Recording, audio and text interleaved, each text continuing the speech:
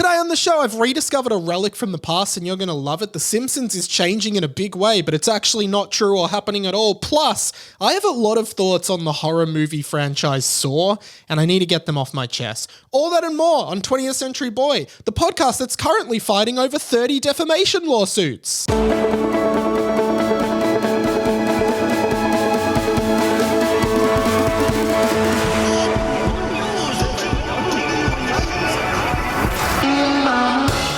Welcome to 20th Century Boy.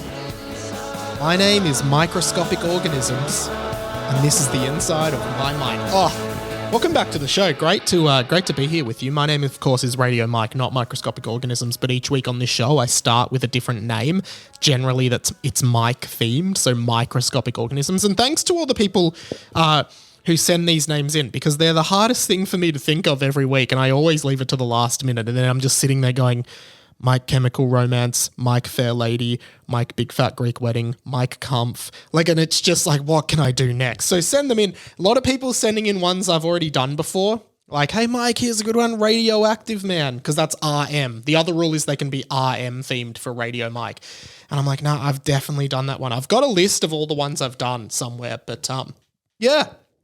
Welcome to 20th Century Boy, a podcast by me, Radio Mike, writer and producer from here in Melbourne, just trying to make his way through life. Sometimes it's easier than other times. And this podcast is the conversations you wish you were having about the stuff that no one else cares about. It's this 1 hour a week where you can, basically, I was explaining this to someone the other day. Like, my whole podcast is basically, I don't have many friends, which is you probably could gather that just from listening to this.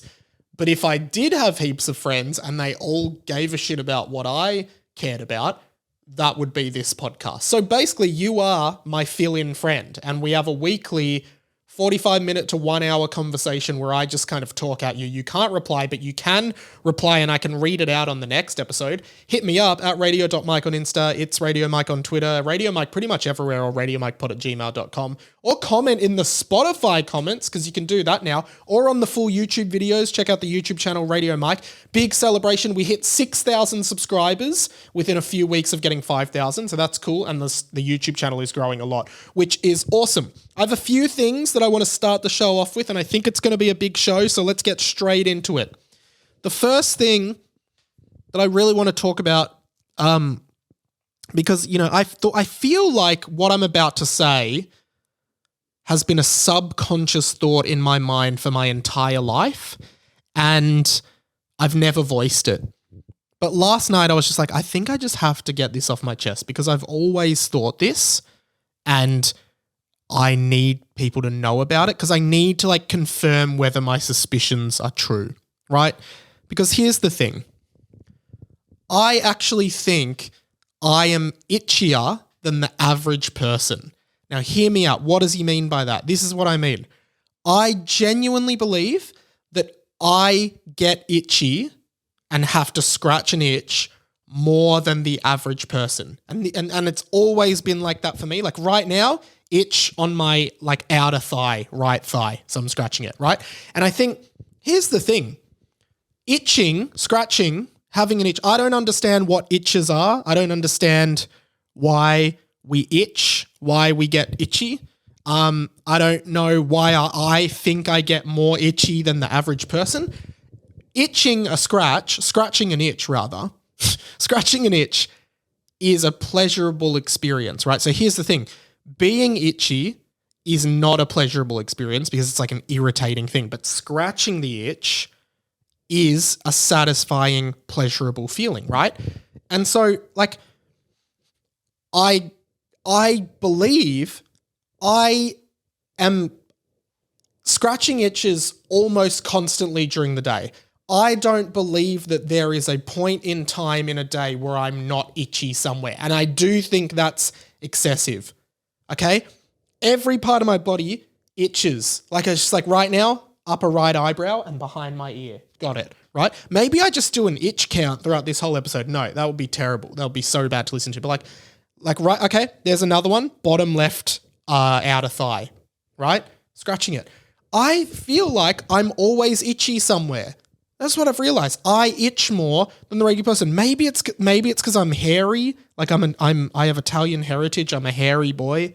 Maybe it's that. I really don't know. But I just now my eye's itchy. I've got itchy. See, I would like to do a whole podcast where I just talk, and maybe I just do an itch cast where I'm just talking random shit. But every time I have an itch, I have to voice it. I don't want to do it on this episode because head's itchy. Got to scratch my head, right? I think most people are probably, I don't know, send in your IPM, your IPH, your itches per hour, right? I reckon most people are sitting on like 1 or 2 itches per hour. Does anyone else think about this? Head's itchy again. Just scratched it. It's itchy, right? 1 or 2 itches per hour. I reckon I am genuinely on like 50 to 60 itches per hour. Like nearly an itch per minute. 1 IPM, 60 IPH.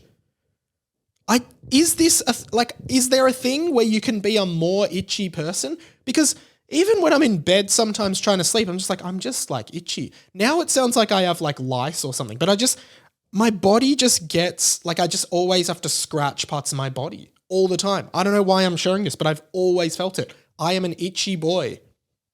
I'm an itchy boy. And I got itches to scratch all the time. Cheek just got a bit itchy. I've actually noticed in the last couple of years, maybe this is a growing up thing because it never happened to me when I was a kid.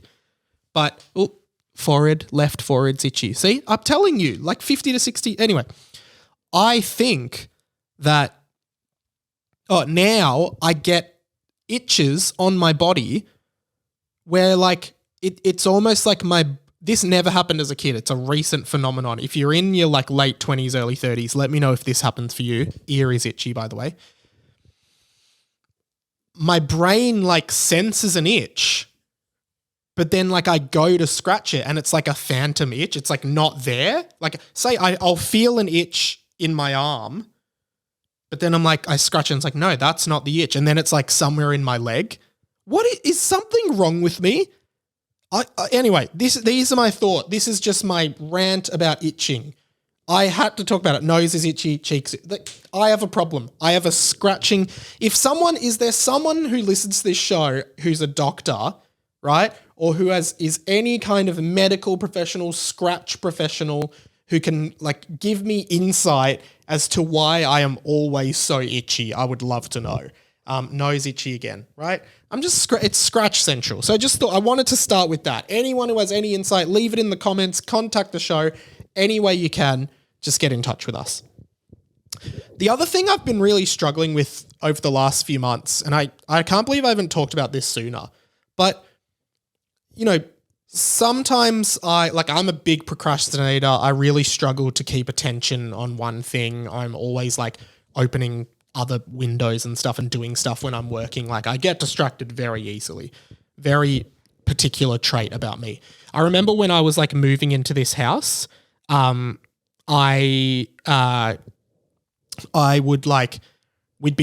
Claire would be moving stuff up, and then like I'd be like, oh, my Rubik's Cube, and then I'd just start doing my Rubik's Cube and Claire would be like, no.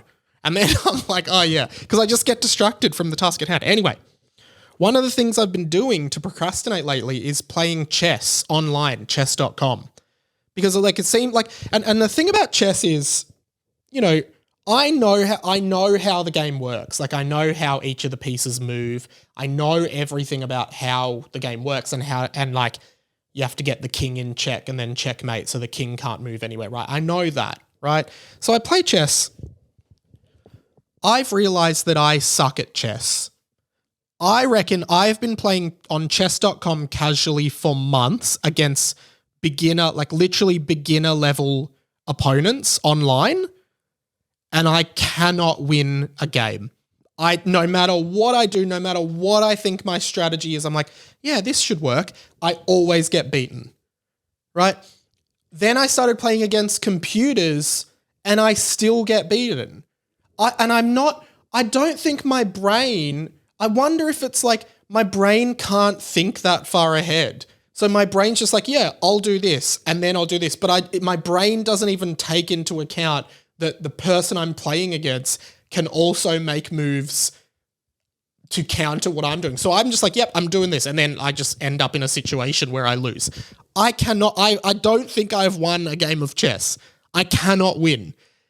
I was at my parents' last night. My dad's got this like vintage like metal chessboard, this beautiful chessboard. It's probably worth a lot of money. And was playing with my dad. Realized I think it runs in the family because both me and my dad, we just couldn't finish the game. Like we had taken a few pieces and then we were basically just left with like a king and a horse or a bishop each, and we were just moving around. And then my dad's like, no one's going to win. This isn't going to end. So we just stopped playing. But that's what often happens. Like I think in my mind, the goal of chess, like my brain thinks that in chess, you're just supposed to get as many of their pieces as possible, right? So I'm just going for like, oh, I'll get this pawn. Oh, I'll get this bishop. Oh, great, I'll take this. I'm not actually doing any strategy to try and corner the king. I'm just going, which piece can I take this turn, right? And then often in my games that I play, they either time out, because on chess.com there's a 10-minute limit, or it just ends up with everyone just has one king and we're just moving in one space at a time, and then it's a stalemate and they're like, okay, end of the game, no one wins. I can't win chess. I suck at it. I want to actually put it out to you guys. Is there anyone out there who thinks this is a big thing? Is there anyone out there who thinks they can lose to me in chess? Because I think I'm that bad that even if you were trying to lose, I would still lose. That's how bad I am at chess. That's how much I don't understand how to win the game. Because no part of my brain goes, yep, you can get checkmate in 2 turns if you do this and this. No part of my brain does that. I just cannot play it. So please reach out. 1, if you want to give me chess tips, I'm open. I want to do chess. I want to improve. But 2, if you think you're worse than me, like, first of all, I'd love to play people at chess who listen to this show. So if you just want to play a game, but if you think you can lose to me with me trying to win and you trying to lose, I don't think you can. That's my challenge. I'm actually so bad at chess, and it was getting me really down. And often when I'm really down, I try to put my thoughts into song. So I actually prepared a little song that kind of sums up my experience playing chess over the last few months and not winning a single game against a human or a computer. And I'd like you to hear it. I suck at chess. Yeah, I'm really no good. I use my queen, but I just can't seem to checkmate with her. I suck at chess. Whether I'm white or I'm black. And it's gotten to a point where I think I just don't have the knack. Have you ever played chess? I have. It felt great. It felt so good when I moved my pawn 2 spaces. Or my bishop diagonally. Or my horse in an L shape spectacularly. And I'm moving around this board with no real strategy, but I know how to play. That's the real tragedy. I can even do that thing where you swap your rook and your king, but I get beaten every time and it's starting to sting. Oh, hey, didn't see you there. Guess what I just did? Played chess. Lost my queen within 3 turns and then got checked. Is there no way to win this game here? What's the aim? I'm feeling shame, I'm feeling pain, and now I must start to proclaim. I suck at chess. Yeah, I'm really no good. I got so itchy during that song, I was almost going to interrupt. But seriously, I suck at chess, guys. I had a few other things today, and again, it might be a bigger show. Of course, there are 26 days until the biggest day of the calendar, which is my birthday, December 12th, 29 this year. I still get people messaging me happy 25th birthday. And that's because when I was turning 25, I was doing this podcast, which really shows how much time has passed. I was doing this podcast, I turned 25, and I said on the podcast, whenever you're listening to this, whether it's 5 years in the future, 10 years in the future, just send me a message saying happy 25th birthday, and I will live as 25 forever. I genuinely can't believe now I'm turning 29. That's crazy. 26 days to my birthday at the time that this is out, and as long-term listeners of this show will know, I like to get a sponsor for my birthday. I love my birthday being sponsored. Just a fun thing that I do. For my 27th birthday, Grilled was my sponsor. For my 28th birthday, Typo was my sponsor. I reached out to Arnott's Shapes for my birthday this year. I did a big campaign, a little appeal to them to sponsor my birthday, and was starting to get worried. I was like, hey, maybe this year there ain't going to be no sponsor. There's no sponsor for Shapes. There's no sponsor for Mikey's 29th.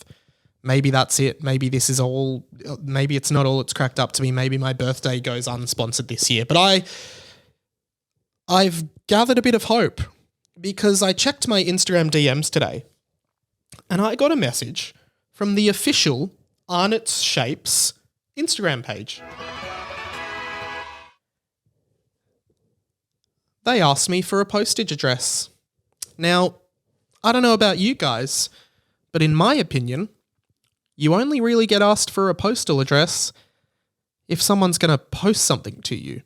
And I seriously doubt Shapes is going to post me a letter saying we're not going to sponsor your birthday, because that would be heart-wrenching and just plain mean.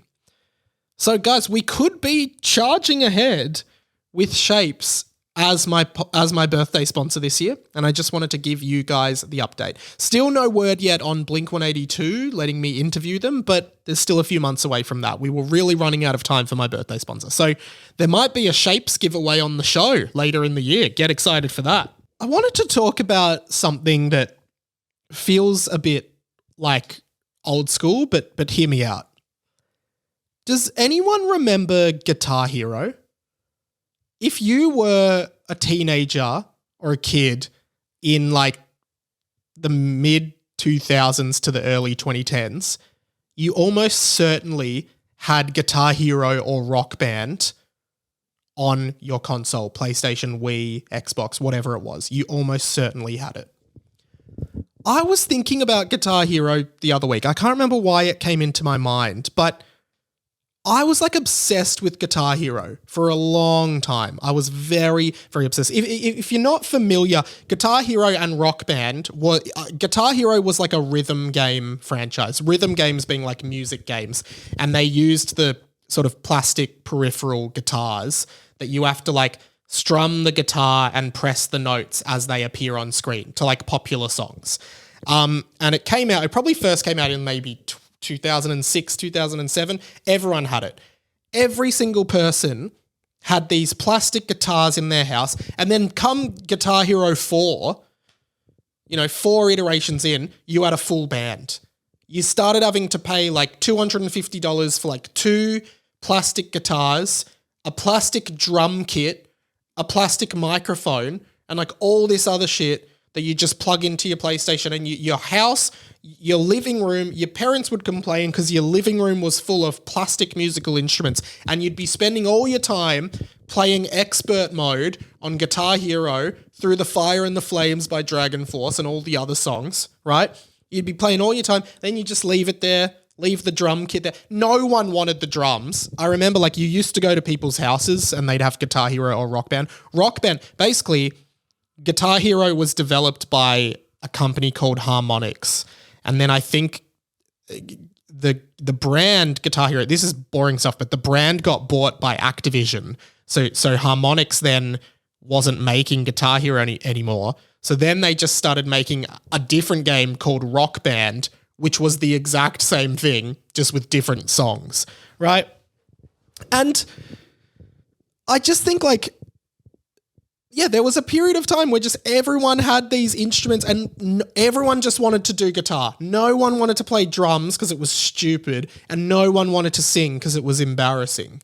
And so everyone just played Guitar Hero. It was massive. And the thing with Guitar Hero is it just became so oversaturated in the market. There was like every year, it was like Guitar Hero 1, Guitar Hero 2, Guitar Hero 3, Guitar Hero World Tour, Guitar Hero 5. Then they had Rock Band, Rock Band 2, Rock Band 3, Lego Rock Band. Then they had Band Hero. Then they did one called DJ Hero where you actually got like a plastic DJ turntable thing and you had to mix. So it was so weird. Then they had like band specific ones. They had Guitar Hero Metallica, Guitar Hero like Aerosmith, Rock Band The Beatles, Rock Band Green Day. I had all of these with different songs and everything like that.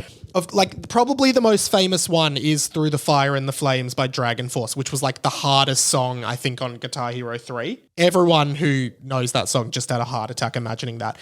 So crazy that like these games, I can't even stress enough. I actually want to get a list of all of those games. What do we got? List of rhythm games, right? Because I want to just show you how excessive the amount of games in these franchises were. So let's just go. There was DJ Hero 2,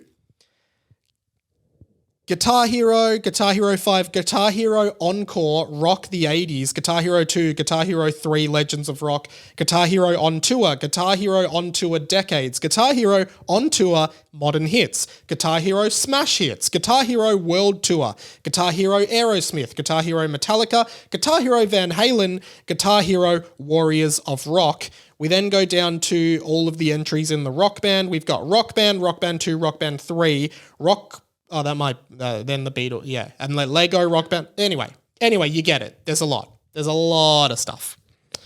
And so, and I know at my mum and dad's house right now, there's like all this shit in the garage just sitting there. These plastic instruments and these little dongles you'd plug in to like make them work wirelessly. And you'd think all of us who spent hours and hours of our time as kids playing Guitar Hero when we could have just been actually learning how to play the guitar.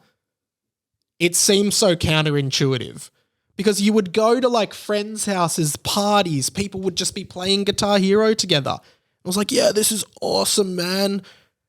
No one was like, hey, why don't we spend this time and actually learn how to play guitars and start a real band instead of sitting here playing these plastic musical instruments, which is so lame. So anyway, because of this oversaturation, it essentially the entire market just exploded. It was like a fad. It went for like 5 to 6 years and then it just imploded in itself. Suddenly, like all the sales declined. No one wanted to buy these games. Everyone was sick of it. It was a real moment in gaming and pop culture, right? Guitar Hero, Rock Band, all of it. And so I can't remember why. Oh, and also little side note, Guitar Hero is actually the reason that this podcast is called 20th Century Boy, because the first time I ever heard the song 20th Century Boy by T-Rex, which is what this podcast's name is a homage to, was in Guitar Hero 5. And some of you may recognize that's the old theme music that we used to use for the show. So yeah, that was, I probably first heard the song 20th Century Boy by T-Rex playing Guitar Hero 5 when I was probably 16, 15, and I remember being like, oh, this is a really cool song, and it's like 20th Century Boy, sick, right? So really owe Guitar Hero in a way to that. It was a cool way to discover new music kind of in before I guess Spotify and Apple Music were big. Like you'd actually, like, Guitar Hero would expose you to a bunch of songs you'd never heard before and a bunch of artists and stuff you'd never heard before. And so the other day I was just like, I wonder, like obviously Guitar Hero doesn't exist. Like there's no new games. There hasn't been for a long time. But I feel like what I've learned is that if there's something that you think of, someone on the internet has done it. And I was just like, I am so sure someone on the internet has just made like their own kind of Guitar Hero clone, I guess you could say. And it's just free to play. You download it and you play it. And you can just put whatever song, and people have like made the note patterns for every song, and you can just play it now like for free basically. Sure enough, I typed in Guitar Hero clone and I found this game called Clone Hero, which is literally exactly what I described. You just download whatever songs you want to play and then you just do it. And you can use the guitars, but I've just been using my computer keyboard just because I'm just like casually playing it. And I got like, you can download like all of like the Green Day songs, all of the Beatles songs, like any song you want, like a bunch of the new Blink-182 songs. People are just making them. And you're just like, oh, I'm going to play this. And then you just play it. It's so cool. And so this week, probably because I was losing all that chess, this week I've just been playing heaps of Clone Hero. I think on Friday night or maybe Saturday night, I just stayed up till like 1 a.m. playing Clone Hero, Guitar Hero, without a guitar, just on my keyboard with my headphones in. Like I'm so weird. Everyone else is going out, having like the time of their lives, probably, like going out drinking, like meeting people, having fun, socializing on their Saturday nights, their night off work. And I'm like, you know what? I'm going to play Guitar Hero, Clone Hero on my computer and play the entire album Green Day American Idiot on Clone Hero on my computer. It's very cool though. I recommend you check it out because I swear to God, those games were so culturally relevant and they were so, I don't know, something about them. Like I kind of want to dig them up and play with the actual guitars, but it'd be interesting to see if those games ever come back because you see them a lot in arcades, the guitars and the turntables and the drums and stuff. But like particularly in Japan, there was a lot of that kind of stuff. But yeah, overall, I remember thinking at the time when I used to see all these Guitar Hero games, I'm like, no one can keep up with this. There's way too many games that they're biting off more than they can chew, and I don't think this is going to last. And I was right. Your boy was right. I guess, whatever. All my predictions come true. Sometimes no. I've made a lot of incorrect predictions over the years. But yeah, I had a couple. There's a lot of stuff I want to get to. I watched Saw X over the weekend. If you're squeamish, you won't like Saw. But I do have a lot of questions about the franchise. If you're not familiar with it, it actually came out of Australia, out of RMIT. James Wan, who was a film student, I think, at RMIT, who created Saw.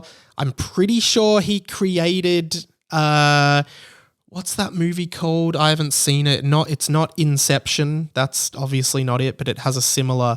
I don't know, whatever. And he also did, I think he directed Aquaman, but he's also, it's Insidious. That's what I was thinking of, Insidious. He did Aquaman, but he's like sort of started a bunch of like sort of new horror concepts after he got really famous and successful with Saw. So like looking at it, yeah, he produces a lot of horror. He did the Conjuring series, like all after Saw. It all started at RMIT with Saw, and he's really good at horror. Now, say what you want about Saw as a, concept, because I'm sure you all know what it's about, but I actually think particularly the first Saw movie is one of the best horror movies ever. Just a great movie. It's very tense, and of course, like they involve a lot of gore, which can be very hard to watch sometimes. But I really think that first Saw movie is an essential watch for anyone who loves movies because it is just really good. And again, if you're not super familiar, Saw, you probably know the puppet, the Jigsaw puppet, Billy the Puppet, who is like kind of like and I guess the villain, but the puppet is made by the real villain, who is this guy called John Kramer, right? His name is Kramer, like in Seinfeld. And Tobin Bell has played John Kramer in every Saw movie. Fantastic performances. And there's, I've talked about horror movies on this podcast before where like basically, Friday the 13th, they make it, it's a big success. They copy and paste it and make another one every year. It makes slightly less money until they stop, right? They've done that with so many horror franchises. Friday the 13th, Halloween, Nightmare on Elm Street, Paranormal Activity, Poltergeist, and yeah, Saw is another one of those. It's very common because I think horror movies often are a bit cheaper to film and to develop. So it's easier to make a lot of money, but just there's obviously a diminishing return on them. So there's Saw 2, Saw 3, then they do the whole thing where they're like Saw 4, the final chapter, and then they're like Saw 5, new blood or whatever they call it, right? So John Kramer is this cancer. It's the philosophy of it I find really interesting. He's a terminal cancer patient who, attempts suicide, loses his child, like a lot of shit things happen to him, so he attempts suicide, survives, then has this new lease on life where he's like, oh, I didn't value my life.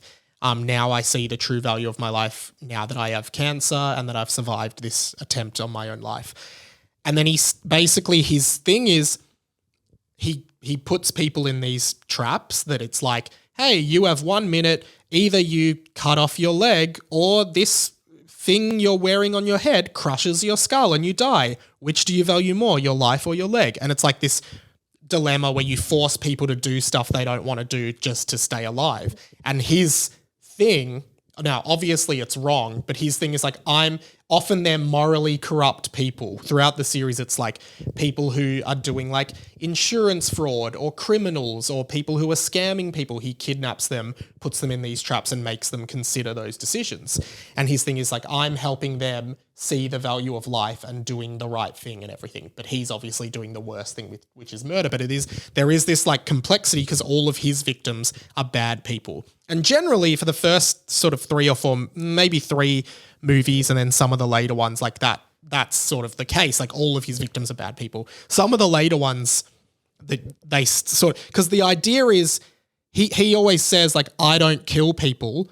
I put people in situations where they decide what they want to do and what they value. He doesn't ever like pull the trigger or pull something on the trap to make it activate. He's just like, here's the trap. It's this complex trap. It's wired to something. If you don't cut your eye out to get the key out that I put behind your eye, then you're going to get electrocuted. Or like I think in Saw 3, there's a guy who's chained down to the floor and he's going to drown in pig blood. And it's like, unless I don't even know what he has to do. It's all about morality and what's right and what's wrong. And like, and they call him the jigsaw killer. Is he, doing something right? Because all of these people are bad people. Anyway, it's a very interesting series. I've watched all of them now, and Saw 10 was really good. And the other thing about Saw is every single one ends with some kind of twist or blindside, and they're always like really surprising.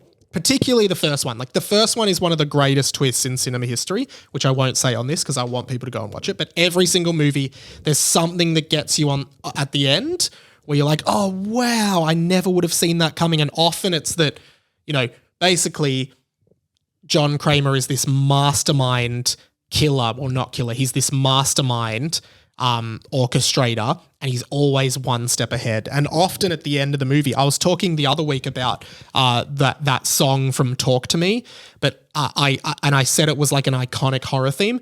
I don't think there is any more iconic horror theme than this song from Saw that plays basically, that it's like a build up and it plays at the end of every movie essentially when the final twist is revealed.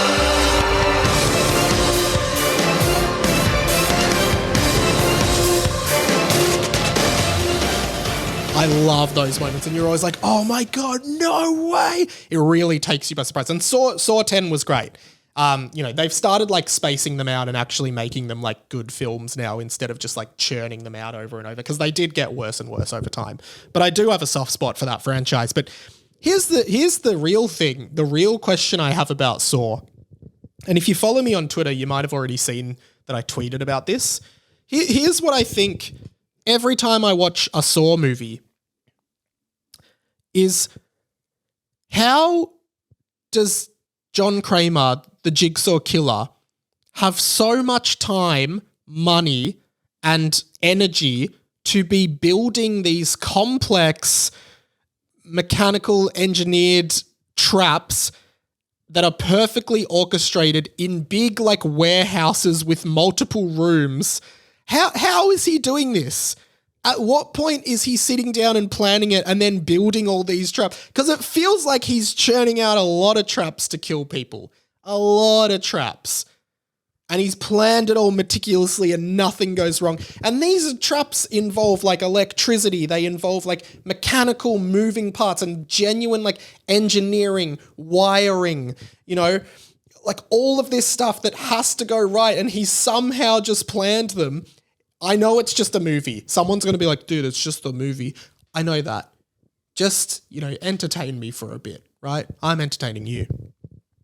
It is absolutely absurd that this guy who has terminal cancer, who has not long to live, is spending all his time designing and engineering these traps that are going to kill people.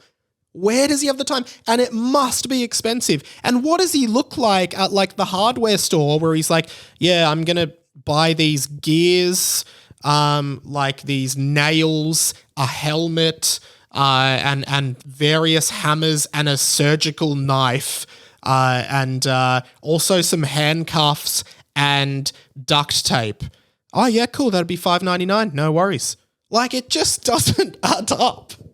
This guy, it cannot. I guess that's the beauty of it, is that it's too unrealistic to ever occur in the real world.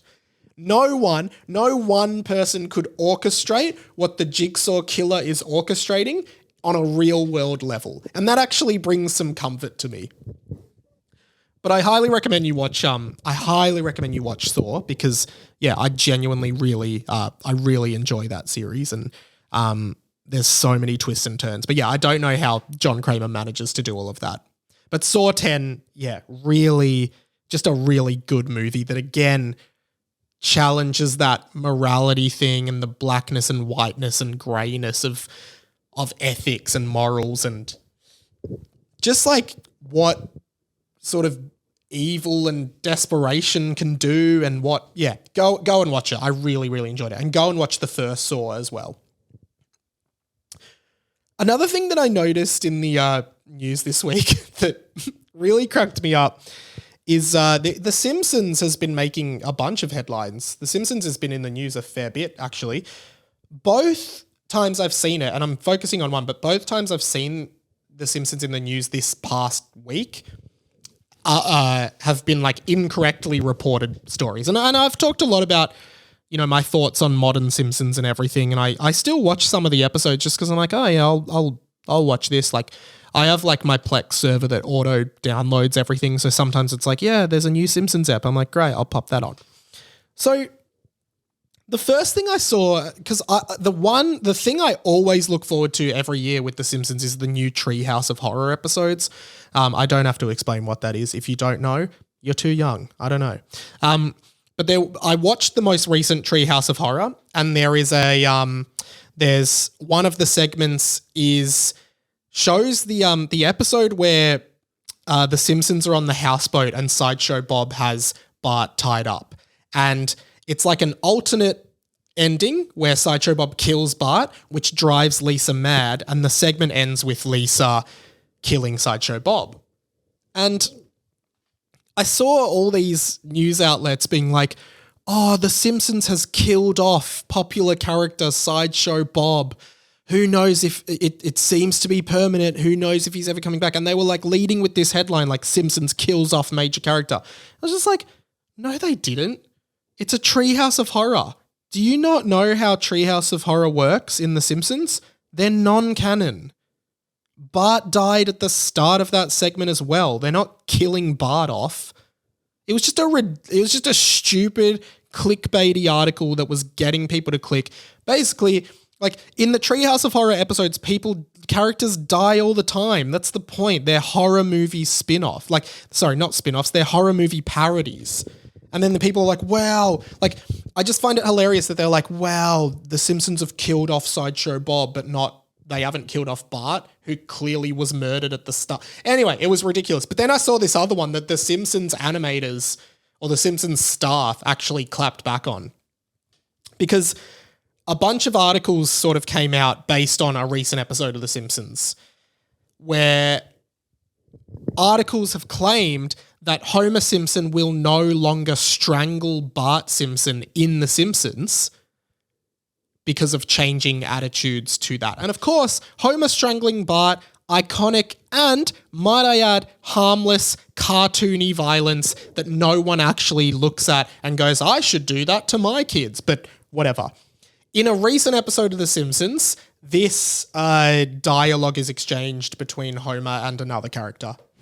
Whoa, that's quite a grip. See, Marge? Strangling the boy has paid off. Just kidding, I don't do that anymore. Times have changed. Fair enough, bit of a joke, and changing attitudes towards that kind of thing. Because you're right, you probably wouldn't do that now if he was starting a show now, but I would say that it's an iconic trait of The Simpsons, and growing up, I never even thought much of it. It seems very harmless to me. All these online clickbaity websites, all these clickbait websites start posting, Homer will no longer strangle Bart in The Simpsons due to changing, and being woke, cancel, is this woke, is this cancel culture, blah, blah, blah, blah, blah. So ridiculous. And then the actual Simpsons team, the actual Simpsons Twitter account then posts a hand-drawn image of Homer strangling Bart, saying, why you little clickbaiting? And then the Simpsons Twitter says, Homer Simpson was unavailable for comment as he was busy strangling Bart. And then James L. Brooks, one of the creators of The Simpsons, says, nothing's getting tamed. Bart will continue to be loved by his father in this specific way, saying that Homer will continue to strangle Bart. And I think it would be I do think we are, as a society, becoming way more sensitive to stuff that I don't think really matters that much. And you might disagree with me, but I really don't think that people are watching Homer strangle Bart in the most cartoony way possible. And people are going, well, I'm going to do that to my kids. I really don't think that. I genuinely don't. I think everyone's oh, that's just such a wacky over-exaggeration that has always prevailed and persisted in this TV series that has been going since the late 80s. And I just think, I think it's so funny how clickbaity news is now. I think we do forget how so many people just see headlines. They're just on news.com.au or Daily Mail. They see a headline. They don't even click the article, right? They see some headline and then they go, oh, I heard this.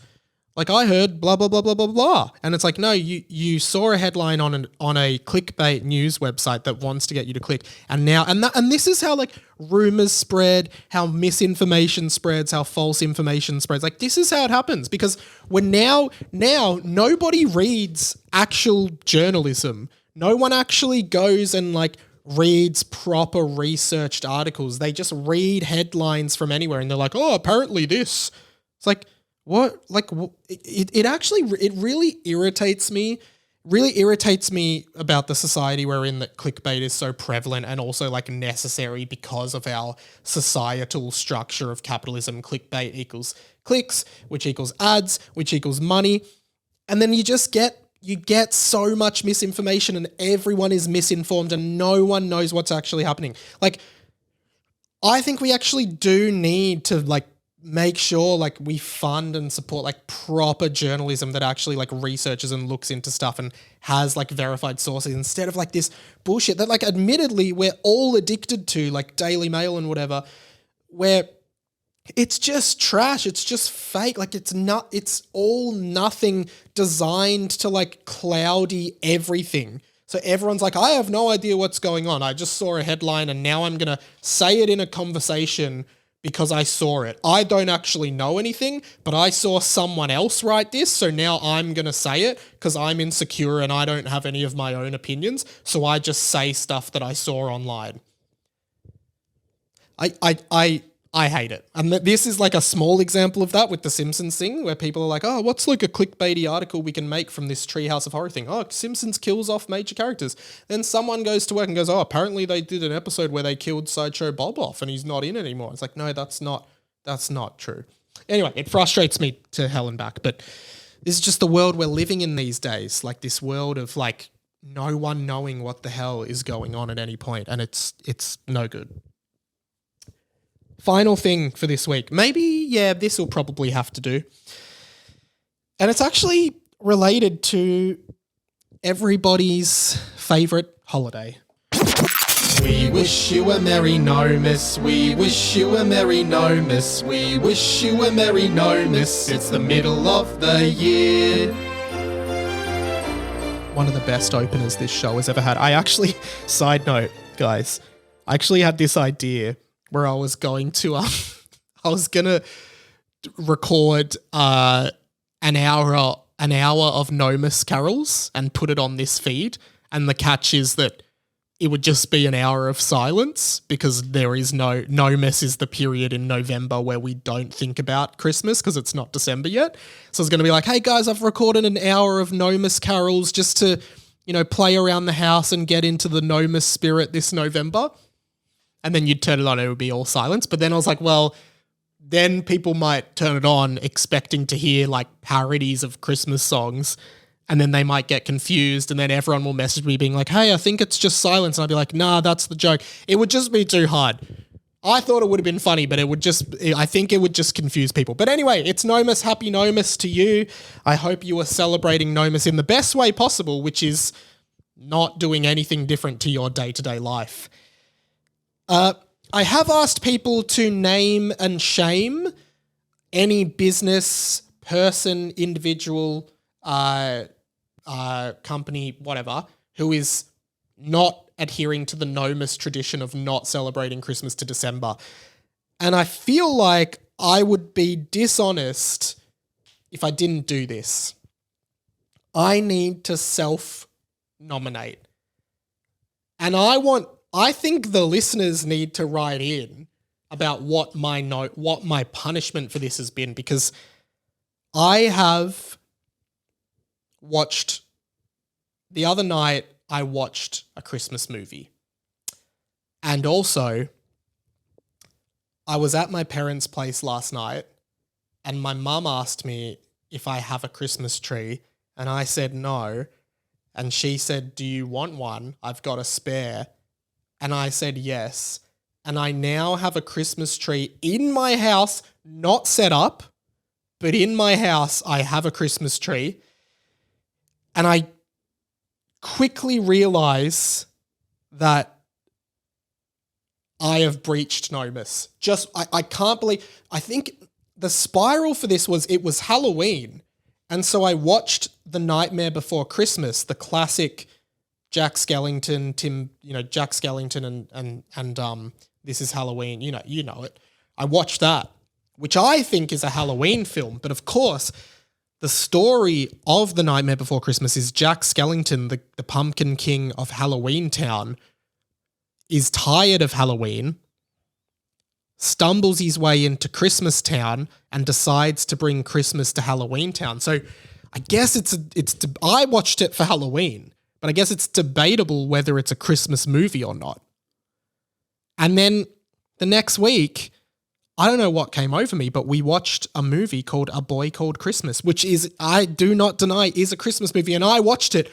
Am I getting into the spirit? Have I changed? Have things changed for me? Because boy, oh boy, am I starting to feel like the Christmas bug is getting me, and I don't want this. So someone please tell me what I need to do to repent for my NoMas sins. Please message into the show. Let me know. How do I make up for this blasphemy? Because I'm worried I might do it again. I'm genuinely worried it's going to get to Friday night. I'm going to pop the TV on. There's going to be a Christmas movie playing and I'm going to watch it. Santa Claus might be on, something like that. I'm worried I'm going to get in the car. Not that I have one at the moment. I'm going to get in the car. Smooth FM's going to be playing We Wish You a Merry Christmas, or the John Lennon one, or Paul McCartney. Paul McCartney had a Christmas. Oh, see, I'm getting into it. I'm delving into it. I'm worried Smooth FM's going to be playing that Paul McCartney Christmas song, and I'm going to start singing along, and I can't have that. I need you guys to hold me accountable. Okay? I'm really sorry. Psst, the plug. Hey guys, come to the live show December 15th. It's about 30 days away. I would love for you to get a ticket. There is a if you message me privately, I'll give you a discount. Why not? Because you listen to this show. I'll give you a TCB discount. Please come along. 15th of December, Cooper's Inn, Melbourne, 7 p.m. Harry Potter and the Boys live show with me and Sammy Garlep and a special guest. Cannot wait to do it. Cannot wait to see you there. Really hope to see you there. And of course, Harry Potter and the Boys runs every week on a Tuesday. So at the moment, you're getting a fair bit of content because we also have the World Tour bonus podcast running every Monday. This week, Claire and I talked about our terrible, terrible journey to Paris, which was a terrible time overall. Some really funny stories about lining up for 45 minutes to get into the Louvre on an extremely rainy day and then not actually getting in, being really sick, our cab driver screaming, our hotel room flooding. If you want to hear all that, it's all on the World Tour. There's now 4 World Tour episodes, I think. So they are going really well, and I'd love for you to hear them. And next week, so Monday, just coming, there will be a Disneyland edition of the World Tour, all about Disney Resort in Paris, which was so much fun. And I think I want to do a bigger video on it as well. But yeah, if you're into Disneyland, we'll be talking all the rides, the hotel, all the attractions and everything. So please have a listen to that when it's out. Over on Patreon, patreon.com/RatingMike, 60 Patreons at the moment. Thank you so much, guys. Jump on for $4.50 a month, which is about $1-ish a week. You get the Pat and Mike show, which returns this week. Me and Pat are back. We have some deeper conversations. We have some funny conversations. Please jump on. A lot of bonus content, and that's going to be coming on the Spotify as well soon, so you can sign up as a Spotify member. I think that's more or less it. I've been doing a bunch of I did a bunch of like guest content and stuff. So hopefully people who that is in the hands of is gonna put it out soon. I did a bunch of episodes of The Share House with Mikey D and Joel Harris. I did a Smash Bros collaboration with listener of the show. I'll give him a shout out. Patrio Cold Koala, long-term fan of the show, asked me to do a Smash Bros video for his channel, and it was really fun. I hope that comes out soon. I did an episode of Content and Capable, which I've done before, all coming out soon, and I'll let you know when they're out. But for now, I think that's it. Really enjoyed this ep. Hope you did too. My name's been Radio Mike. I will see you next week. This has been The Inside of My Mind. Catch you later.